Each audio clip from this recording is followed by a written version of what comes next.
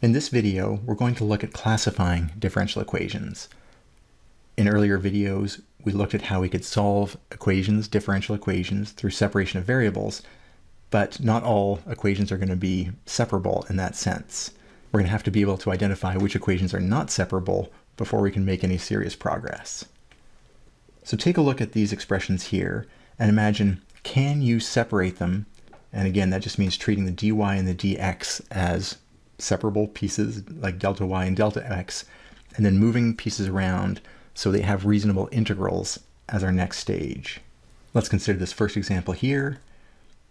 What we always are going to do is bring the dx up as a product, and then the dy stays where it is. The question is about the right-hand side, how does it move?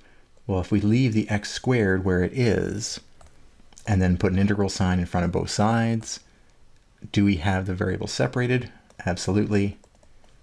We have y's and no x's for this side, and here we have x's and no y's on the right-hand side. So that is separable. This one here, take a look at it. Imagine for a moment if you can separate it on paper, then we'll dive in. All right, let's do this separation. Let's try to separate it. Leave the dy where it is, bring the dx up.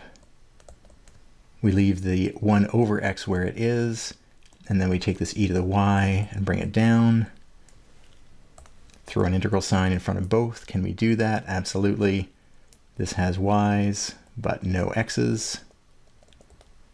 And this has x's and no y's.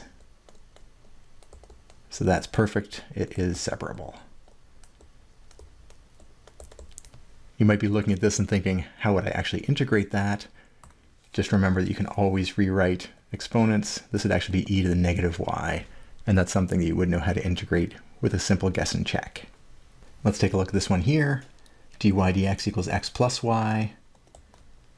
Bring the dx up. That's our starting point. Have our dy there. And then we hit some trouble because of the addition here. The only way to make this work with bringing whole terms up and down is to end up with 1 over x plus y here, but that's bad if we put an integral sign in front of each of those. Here we have y's and x's. Mix of x's and y's, and that is a showstopper. There's no way to integrate that because you do not know what x is in terms of y. Done. The other option would have been to leave x and y where they are, but then we have the same problem just on the other side of the equation. If we throw an integral sign in front of this, here we have y's and x's, mix of x's and y's, again, showstopper. That cannot be evaluated. You can try, whatever you do will not be correct because those two variables are intertwined, and so we can't evaluate the integral without having a formula for y in terms of x. So this equation here is simply not separable. Nothing wrong with that. It just means that we can't apply the separation of variables approach to actually solving it. We'd have to find some other technique for that case. Looking at this last example here, this on the surface appears more complicated, but the key thing is it's a product in this right-hand side, so we can easily bring the dx up and bring the cos y down, and we end up with something that has a good separation of the variables in the problem. We could put an integral sign in front of each of these. This is all y's with no x's. That's fine. And this is x's with no y's. That's fine. And so this is separable.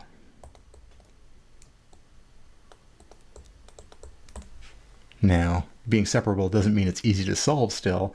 We would have to integrate cos of y, and I think that might be a bit problematic, but it is of a class where we could in principle separate the variables and see what we can do as a next step after that.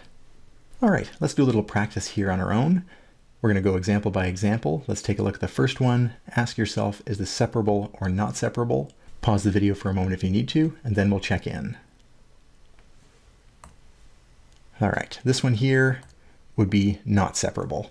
There's no way to take this cos of xy and break it into pieces, so we'd either end up with 1 over cos of xy dy on this side, or on the right-hand side, cos of xy dx with an integral. Both of those have a mix of x's and y's. No way to break that up, not separable. How about the second example? Again, take a moment, think about it, and then we'll check in. All right, this one, not separable. No matter what we do, if we bring this dx up, remember it's a product with everything that's already there. And if we do that as a product and handle it correctly, there's no way to bring just the e to the y down to the other side.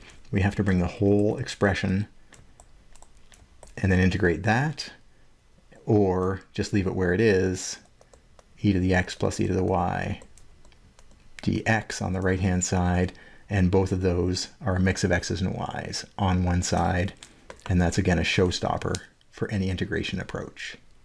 Last but not least, how about this one here, e to the x plus y?